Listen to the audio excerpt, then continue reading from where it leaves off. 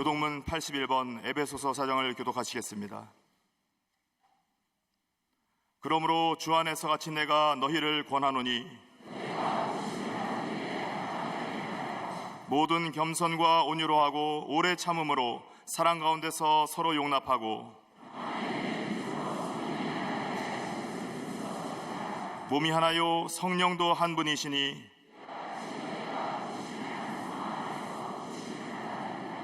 주도 한 분이시요 믿음도 하나요 세례도 하나요 만유 위에 계시고 만유를 통일하시고 만유 가운데 계시도다. 아멘.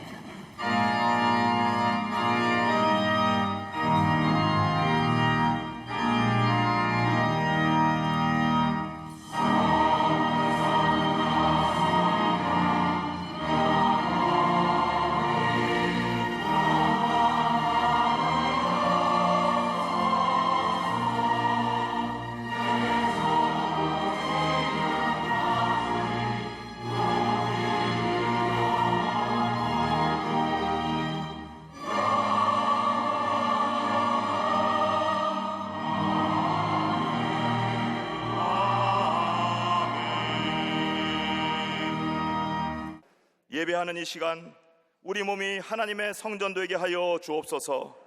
우리 마음이 예수 그리스도의 심장을 소유케 하여 주옵소서. 우리 영혼이 성령으로 뜨거워지게 하여 주옵소서. 은혜와 진리의 하나님, 21세기 지평을 살아가는 우리들 실상을 보기를 간절히 원합니다. 우리들의 시대가 사랑을 잃어버리고 있습니다. 인간의 존엄성과 생명윤리가 상실되고 있습니다. 정의가 타락한 채 욕망으로만 질주하고 있습니다. 이렇게 진리가 상대화되고 사랑의 가치가 상실되는 이 시대에 광림을 세워주신 하나님의 크신 뜻을 깨닫게 하여 주옵소서. 사랑의 영으로 채워 주옵소서. 우리 주님의 십자가 이방인에게는 미련함이요 유대인에게는 거리낌이었지만 우리 주님의 십자가는 능력이요 구원임을 당당하게 선포하는 복음의 제단들 되게 하여 주옵소서. 하나님의 사람 담임 목사님, 한국교회와 세계교회를 새롭게 하기 위하여 밤새워 기도하고 마음 쏟는 담임 목사님 헌신과 노고를 기억하여 주옵소서. 가장 앞장서서 하나님 나라를 위하여 충성 헌신하고 있는 목회 여정이 하나님의 자랑이 되게 하여 주옵소서. 세계복음 역사에 큰 획을 긋는 카이로스의 사건이 되게 하여 주옵소서. 이 모든 말씀 우리 주 예수 그리스도 이름으로 기도드리옵나이다. 아멘.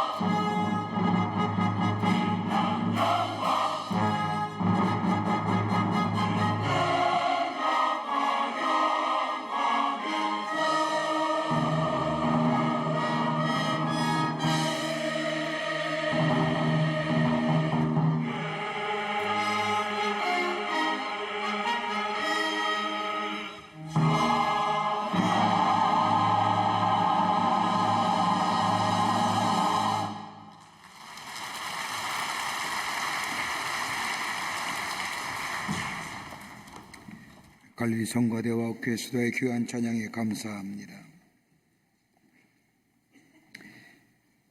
오늘날 예수님께서 변화산에 올라가셨습니다.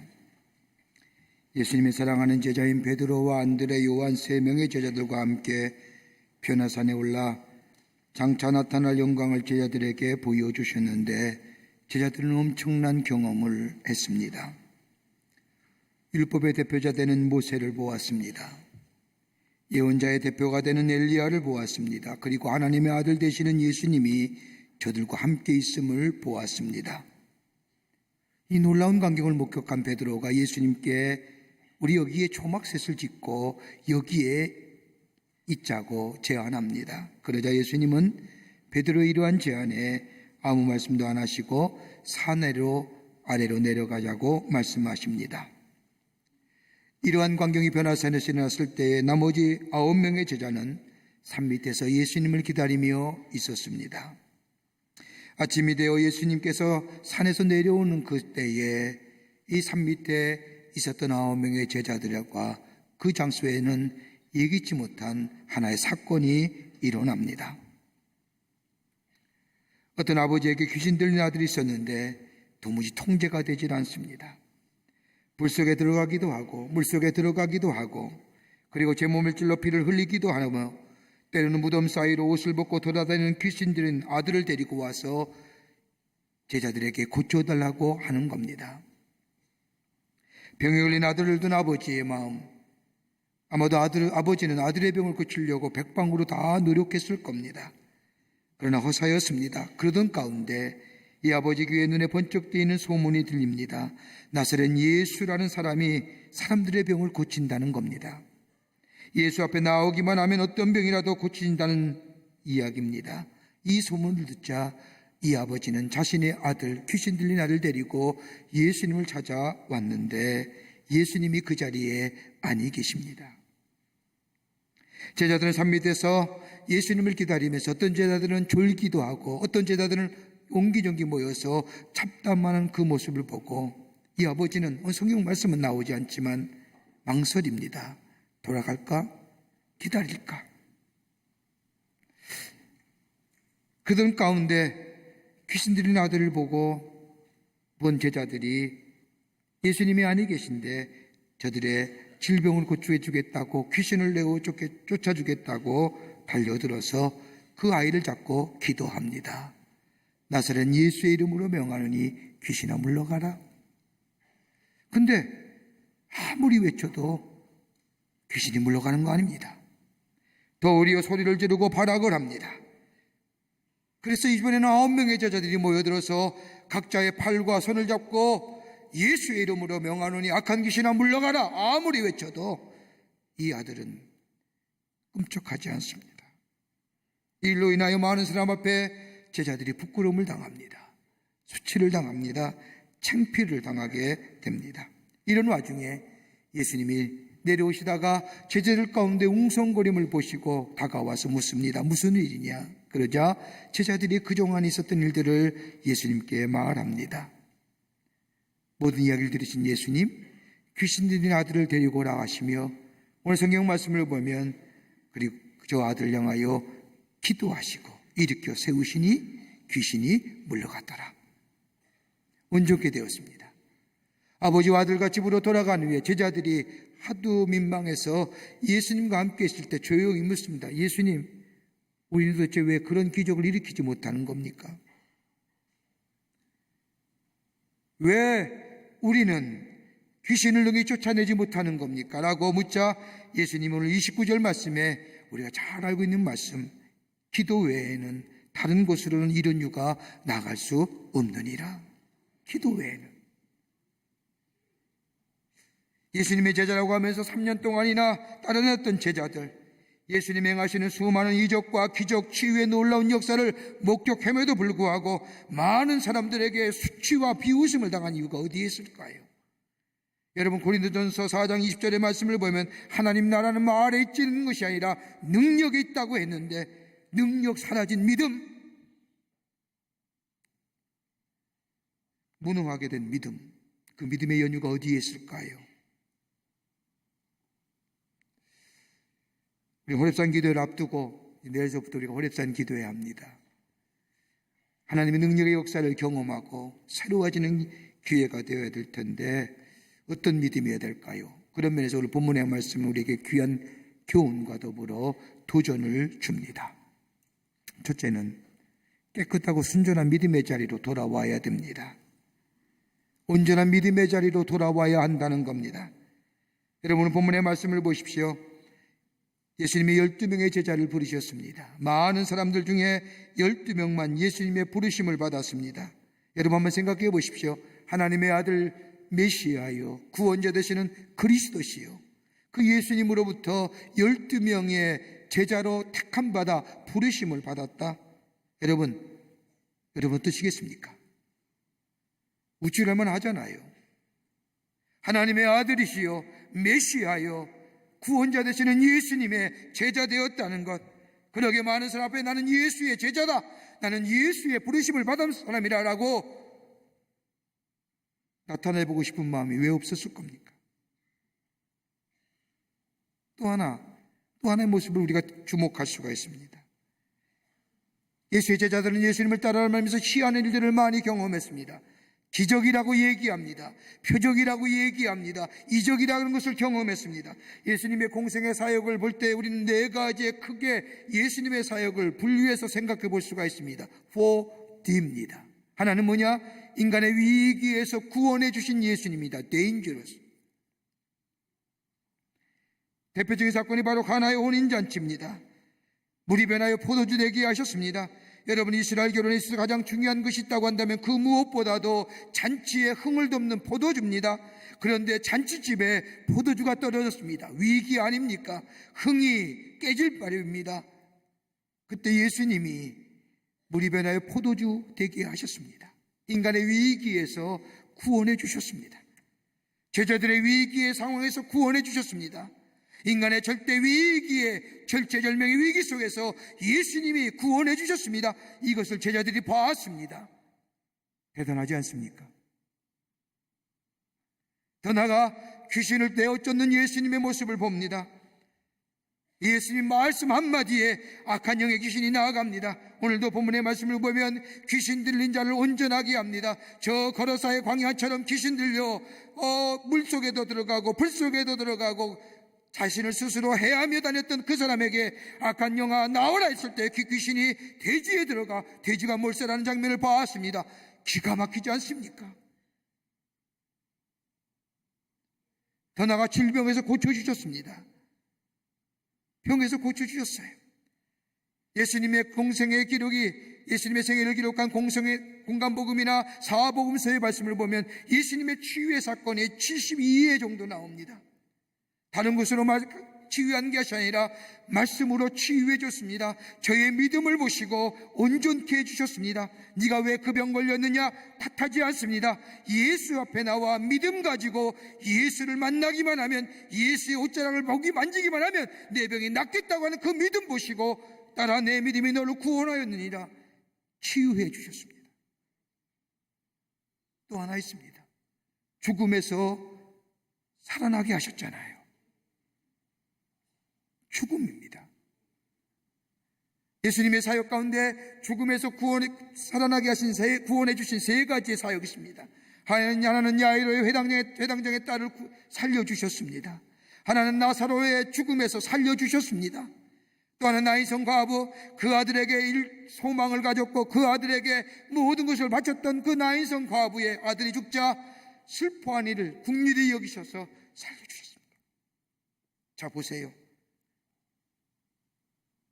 기가 막히지 않습니까? 인간의 위기 상황에서 구원해 주신 예수님, 더 나아가 데몬, 귀신을 내어 쫓아주신 예수님, 질병에서 디지에서 고쳐주신 예수님, 죽음에서 고쳐주신 예수님, 예수님을 따라다니면서 이러한 놀라운 일들을 다 목격했습니다. 예수님의 행하신 기적과 이적의 한 중심에 서 있었습니다. 여러분 어떠세요? 이것이 반복되면 어떤 현상이 들어서 착시 현상이 들어 마치 내가 능력 있는 사람처럼 생각하는 거예요. 제자들이 그랬어요. 예수님과 함께 다니며 수많은 이적과 표적을 보는 가운데 마치 제가 그것에 능력을 베푸는 사람인 것처럼, 마치 자신이 슈퍼맨인 것처럼 생각했습니다. 그러기에 예수님이 아니 계시기인데, 적어도 자기가 제자라고 하면 예수님 좀 있으면 내려오십니다, 기다려보세요, 그러면 예수님이 오시기만 하면 고칠 겁니다 라고 얘기할 터인데, 오늘 성경 말씀을 보면 마치 자신이 능력 있는 양, 슈퍼맨인 양, 그 귀신 들린 아이들 잡고 예수의 이름으로 명하노니 악한 귀신은 나아가라 외쳐댔던 거예요.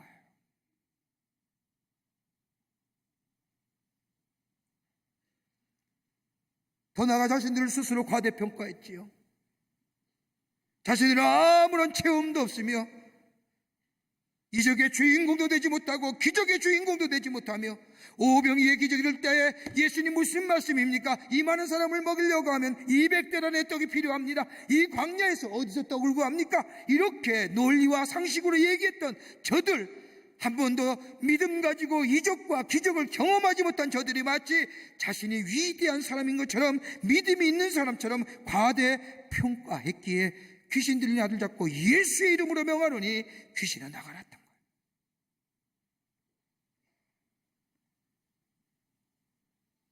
여러분, 제자들의 이런 믿음의 모습에 원인이 어디 있어요? 다름이 아니라 신앙을 지식화했다는 거예요. 눈을 보았다고 그 능력이 내게 되는 거 아닙니다.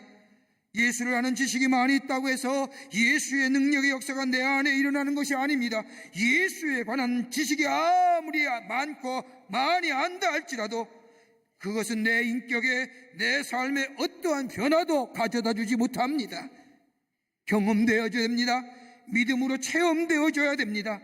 그럴 때에 그것이 내 역사와 내 삶의 변화를 가져다 주는 겁니다. 여러분, 한국 그리스도인 가운데 가장 많은 사람들이 좋아하는 말씀이 빌립보서상 13절 말씀에 내게 능력 주신 자는 내가 모든 것을 할 수 있느니라 라는 말씀입니다. 그런데 여러분 보세요. 이거 왜곡되게 해석해요. 내가 마치 능력 있는 사람처럼 예수 믿으면 능력자로 변해지는 줄 생각해요. 아니거든요. 예수가 내 안에 계실 때에 예수님이 나를 능력의 도구로 쓰이는 거예요. 능력의 원천은 누구요? 예수예요. 그런데 우리는 마치 예수 믿으면 내가 능력 있는 사람처럼 생각해요. 그러기에 도전과 문제가 있을 때 그 앞에서 넘어지는 거예요. 왜? 난 능력 있는 사람이라고 생각했는데 안 되거든요.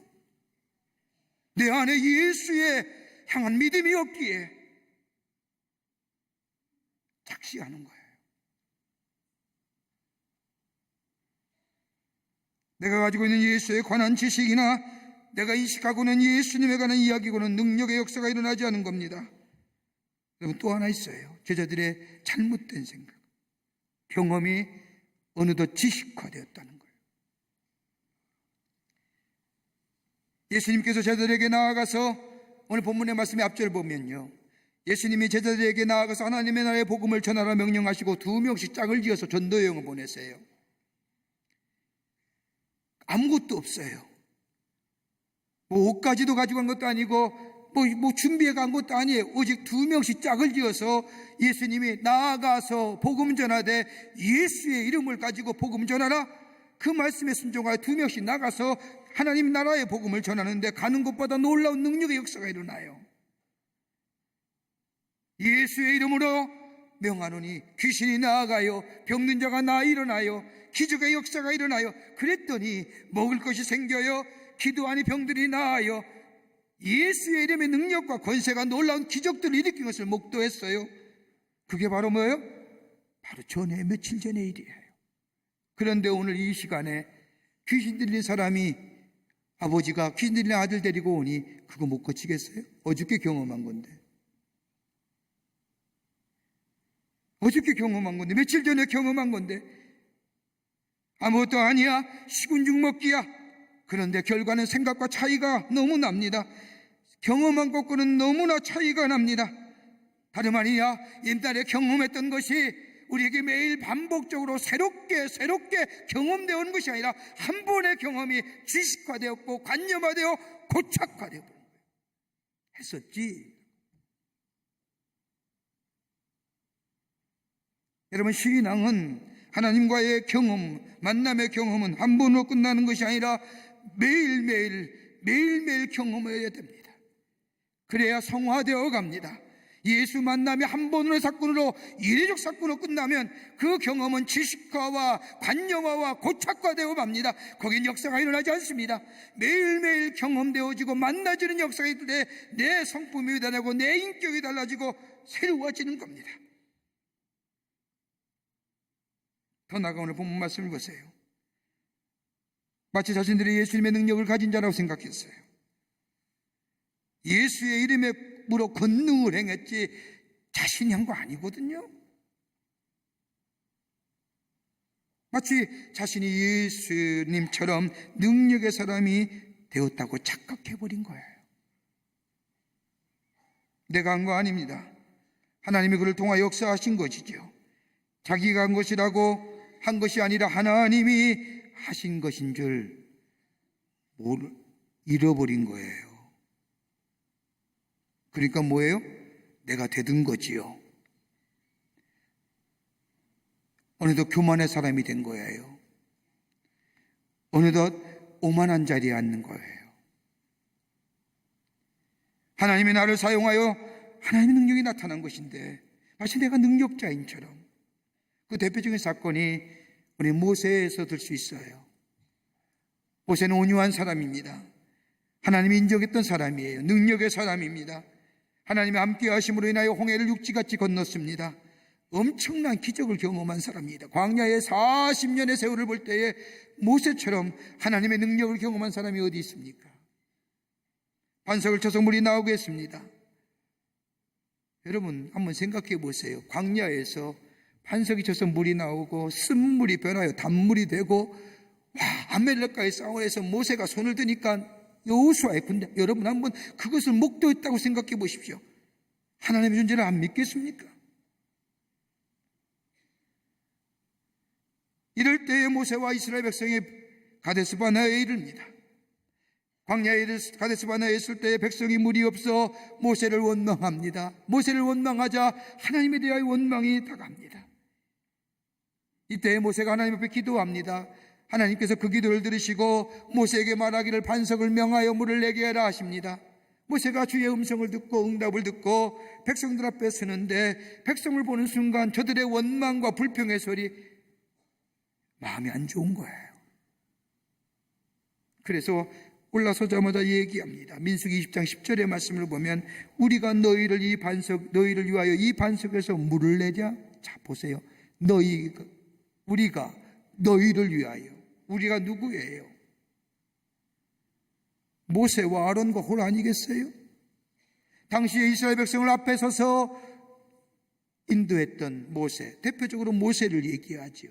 말이야 우리지만 나예요. 내가 너희를 위하여 이 반석에서 물을 내랴. 내가 어느덧 하나님의 능력을 행하다 보니 하나님이 내 안에 역사하시어 나를 사용하여 능력의 도구로 사용됐는데, 어느덧 그렇게 사용되다 보니 나도 모르는 사이에 내가 능력의 주인공 된 거예요. 그러니까 내가 이 반석에서 물을 내랴, 이런 소리 하는 거죠. 그리고 반석을 치잖아요.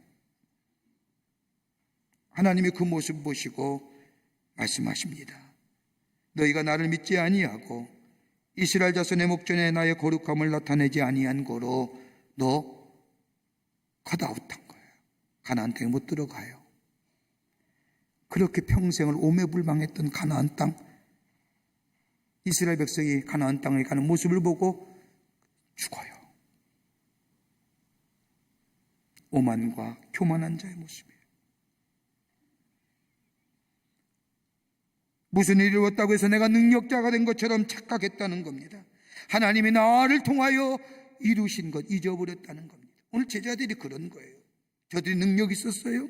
저들이 제자된 게 저들이 탁월해서요? 하나님의 은혜 아니에요. 하나님의 사랑이 있었기에 저가 제자됐고 예수님과 함께 다니며 예수의 놀라운 이적과 역사를 목도했잖아요. 절대 그런 능력자가 아니에요. 저를 사용해서 하나님의 능력이 나타난 것이지요.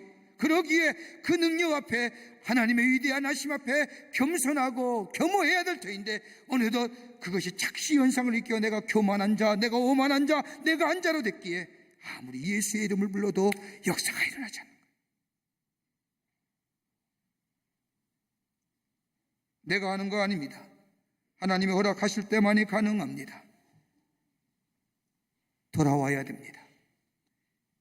신앙의 대상이 하나님에게서 나로 바뀌었고, 내 신앙이 마치 지식화되었고, 내가 경험했던 것이 나만의 신앙인 줄 알고, 하나님이 나를 통하여 하신 것인데 나는 어떤 능력자가 된 것처럼 내가 오늘 하나님의 자리에 앉고만 것, 그러기에 거기에는 아무리 예수의 이름을 불러도 역사가 일어나지 않았던 거예요. 다른 거 아니에요. 예수님이 하셨습니다. 간단합니다. 하나님이 하셨어요. 나를 통하여 하나님이 행하셨어야 하고, 깨끗하고 순전한 믿음의 자리에 돌아오게 될 때에 예수님은 그 믿음 속에 역사를 일으키시고 하나님의 위대한 일들을 창조해 나가실 줄 믿습니다. 이것이 믿음이에요.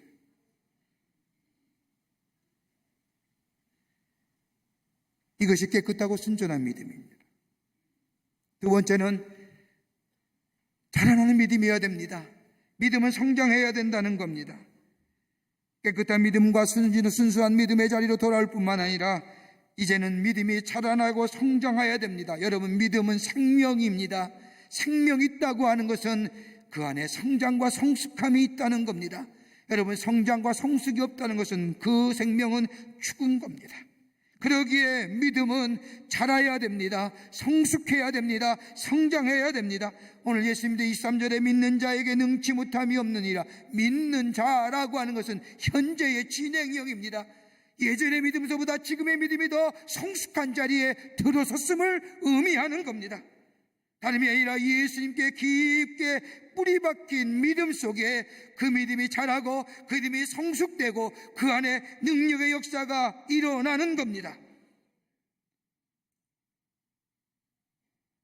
실존주의 철학자인 키에르케가르는 얘기하기를 체험되지 않는 신앙, 어떤 신앙이냐?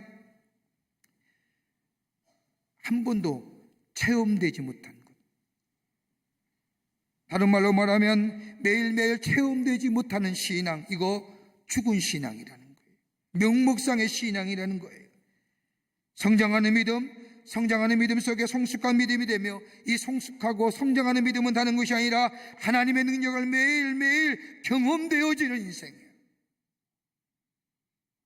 하나님의 존재를 믿으며 내가 하나님 안에 있음을 내가 고백하며 그 믿음이 나를 매일매일 새롭게 한다는 사실을 내 삶 속에서 매일매일 체험되어지는 것. 이럴 때에 보는 것이 달라지고 사람의 대함이 달라지고 나 모르는 사이에 내 성품이 달라지고 내 인격이 달라지는 것. 오늘 여러분 가만히 생각해 보세요. 제가 오늘 설교 준비하면서 그런 생각했어요. 설교가 옛날에 한번 한 것 같은데, 여러분 오늘 이 본문의 말씀 안 들어본 분 몇 분이나 계세요? 다 신앙생활하면 적어도 서너 번 이상씩 다 들었을 거예요. 기도 외에는 이런 능이, 이런 유가 나갈 수 없느니라. 근데 여러분 오늘 들으니까 새로우시잖아요. 아닌가요? 잊어버리셨나요? 그래서 제가 설교할 수 있는지도 모르지요. 여러분, 새로워지게 받아들인다는 것은 뭐예요? 예전의 믿음이 아니라는 거예요. 예전에 듣던 그 믿음이 아니라는 거예요. 내게 새롭게 다가온다는 거예요. 새롭게 도전되고 새롭게 다가온다는 것은 내 믿음이, 내 삶이 변화되었다는 거예요. 여러분, 여기에 하나님의 역사가 매일매일 경험되어져. 오늘 처음 듣는 말씀같이 내게 새롭게 도전되어진 이 말씀, 내게 큰 도전으로 다가옵니다. 내 마음에 아로새깁니다. 그리고 내 삶의 연장 속에 매일매일 하나님의 은혜와 사랑이 얼마나 큰지 경험되어집니다. 그러다 보니 다른 사람에게 친절해집니다. 다른 사람에게 부드럽게 대합니다. 보는 관점이, 보는 세계관이 달라졌습니다. 이 믿음이 능력을 일으키는 믿음이에요.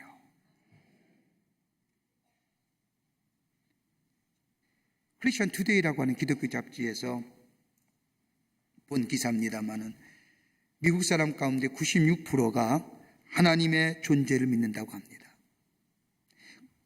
그 가운데 90%가 기도한다고 합니다. 그 90%의 사람 가운데 41%가 교회 다닙니다. 근데 여러분 놀라지 마십시오. 이 통계는 1947년의 통계입니다. 70년 지난 지금 똑같습니다. 더 놀랄 만한 일은요, 여러분 1040 윈도우 10도와 40도 사이에 20억 인구가 살아요. 그 20억 인구 가운데 예수 믿는 사람이 몇 프로나? 2%예요. 주로 1040 윈도우 안에 10도와 40도 윈도우 안에 20억의 인구가 사는데 대부분 무슬림이에요. 근데 놀라지 마십시오. 그 사이에 1040 윈도우 안에 비즈니스 하는 미국 사람이 몇 명이 200만입니다. 40%가 교회 다니고 본어겐 했다고 생각해 봅시다. 그러면 몇 명이 예수의 온전히 믿는 사람이 80만 명입니다. 근데 여전히 기독교의 퍼센테이지는 여전히 늘지 않고 2%예요.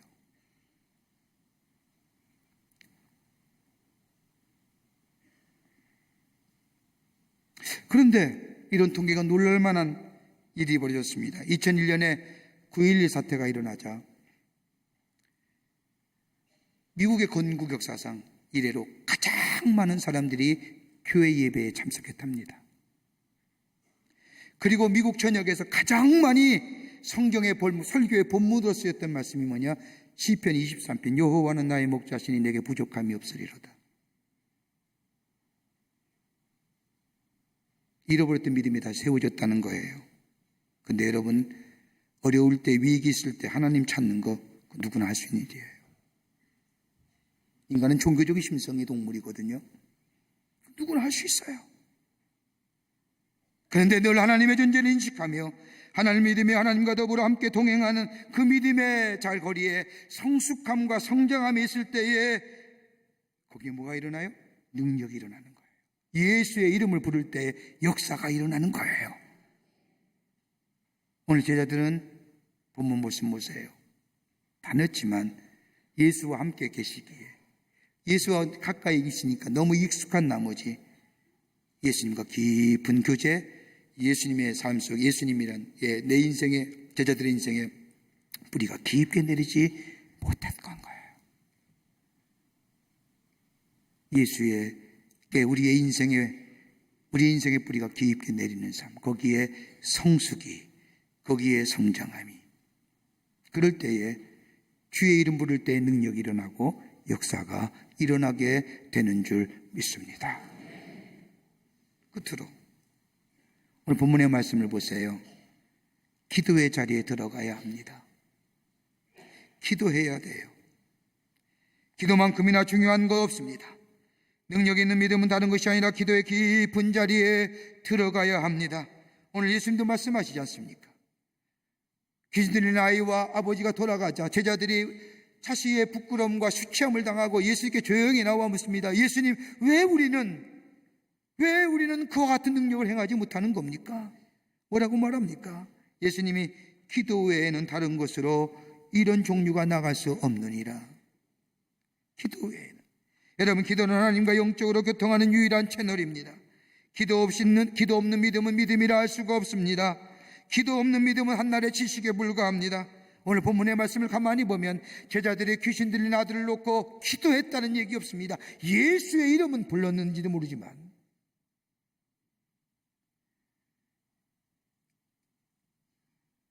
기도하지 않았다고 얘기합니다.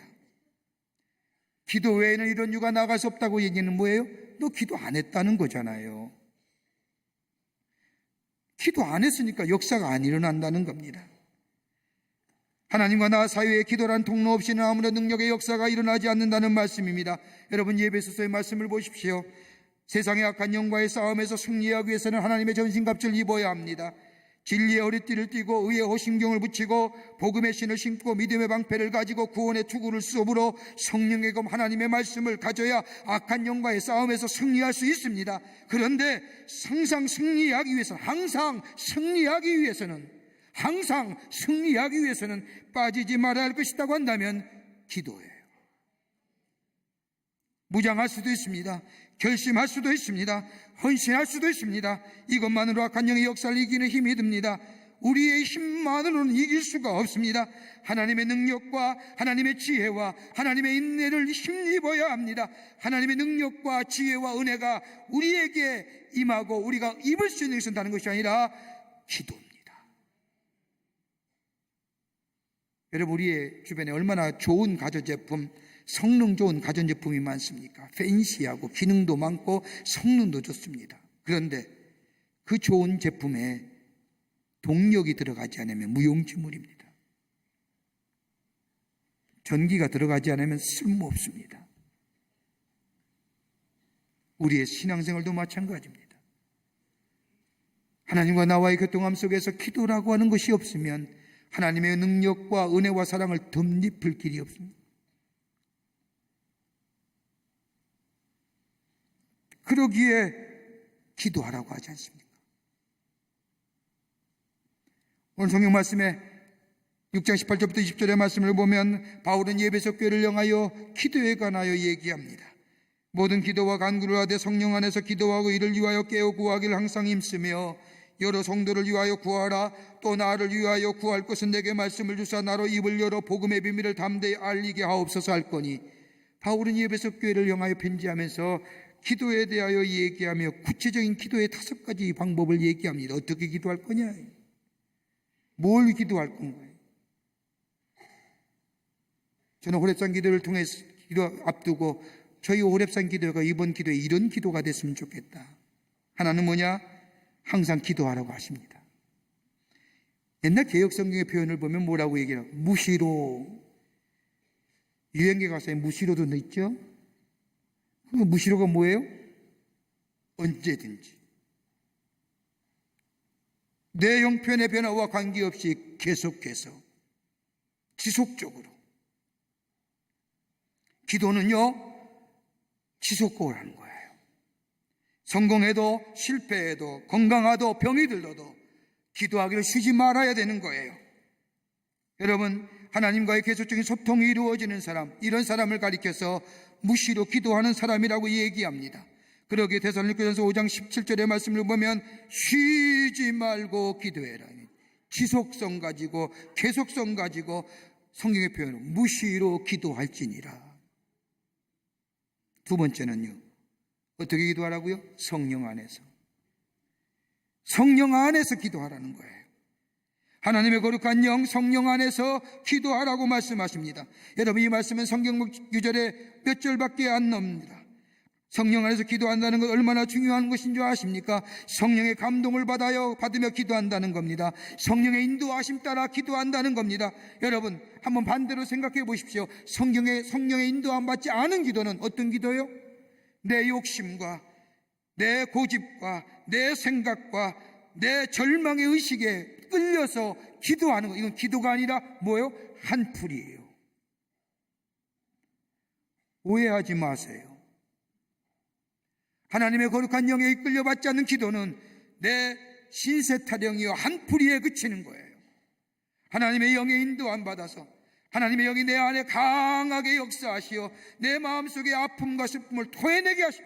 그거는 성령의 인도 안 받는 기도지만 그 외의 기도는, 하나님의 인도 안 받지 않는 기도는 내 신세 타령과 한풀이에 불과합니다. 그러기에는 응답이 없어요. 그러게 야고보서 4장 2절과 3절의 말씀을 보면 너희가 얻지 못하면 구하지 아니하며 구하도 받지 못하면 정욕으로 쓰려고 잘못 구함이니라. 우리의 욕심과 정욕에 매여 기도하면 여기에 응답이 없습니다. 이건 불신앙의 기도와 다를 바가 없습니다. 그러기에 성령의 인도 안 받는 기도예요.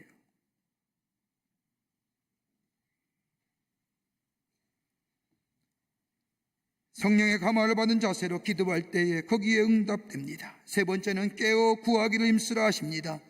깨어 구한다는 게 뭘까요? 집중해서 기도하는 거예요.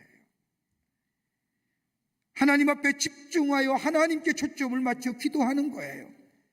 여러분, 흔히들 기도할 때 얘기합니다.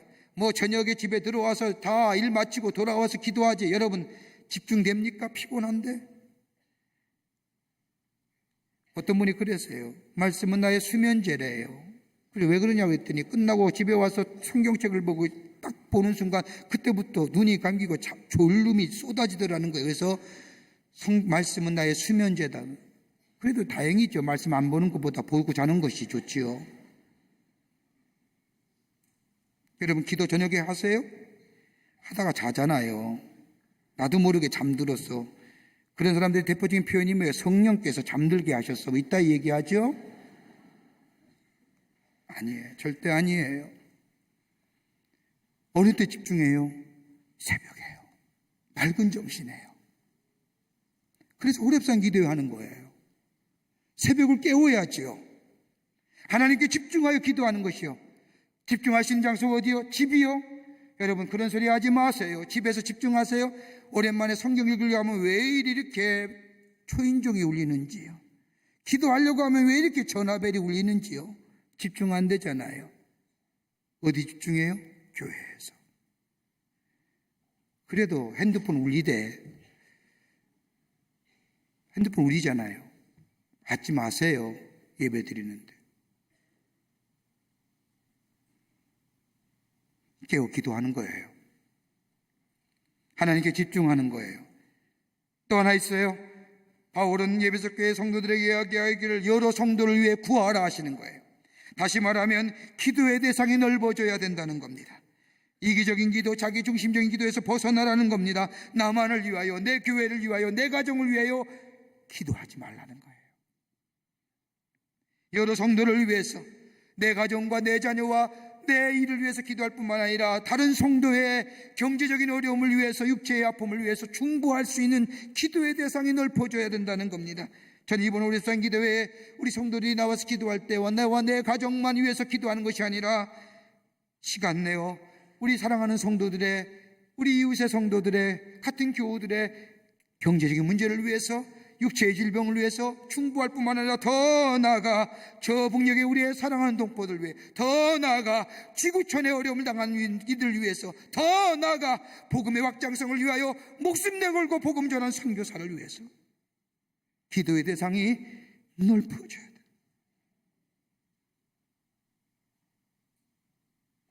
기도의 폭을 넓혀서 기도하라는 거예요. 그러기에 여러 성도를 위해서 구하시오. 또 하나 있어요. 바울은 또 얘기합니다. 나를 위해 기도해 주시오. 어떤 기도요? 여기 말씀을 보면 이렇게 얘기합니다.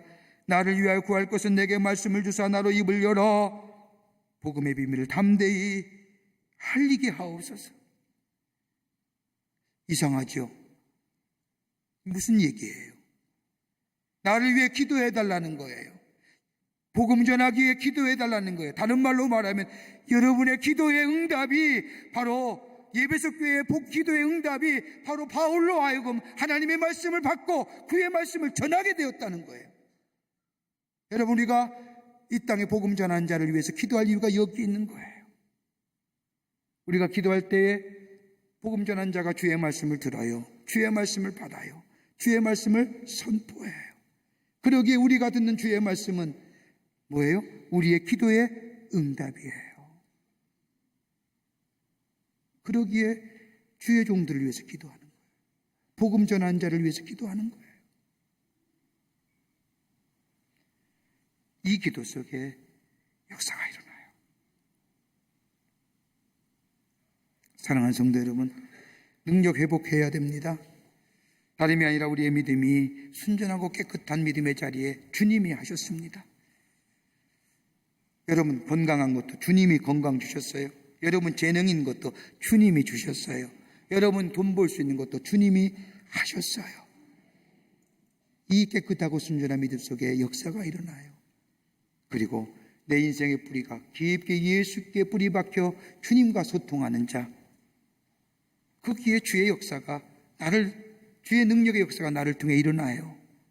그리고 깊은 기도의 자리에 들어가는 자, 여기에 놀라운 역사가, 하나님의 생명적 창조적 역사가 우리 가운데 있어지게 될 줄 믿습니다.